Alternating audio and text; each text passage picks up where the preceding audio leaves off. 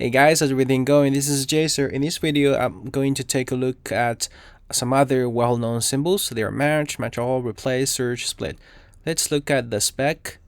It says Symbol.match, matchAll, replace, are all regular expression method that is being called by the method on the string put type, like string put type match is actually calling the symbol match method on the regular expression.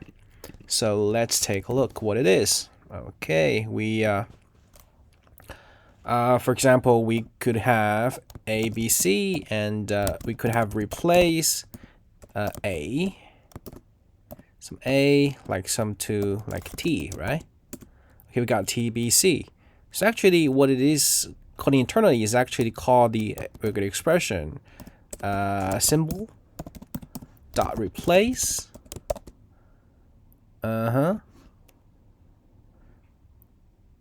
symbol dot replace called A, B, C, and there should be a T, right? Yeah, so actually this is just a wrapper method. This is a real method. Let's take a look at something else, like like split. Okay, say we have okay, A, B, C, B, C split by B.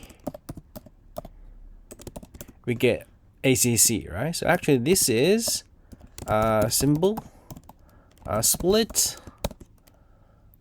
This should be A, B, C, B, C, and we get there's no, yeah, we get ACC. So this is a real method. So this reminds us that actually we could use some other object rather than a regular expression, right? To hack into the internal logic of the split. Let's say we have A, B, C, B, C. We split, and this object, it has a symbol split method, which actually, no matter what you pass in, it just to return hello world, something like this. Well, it's meaningless, but let's see what it is. Yeah, we get hello world. So we can pass in not only the regular expression, but just some object which contains the symbol.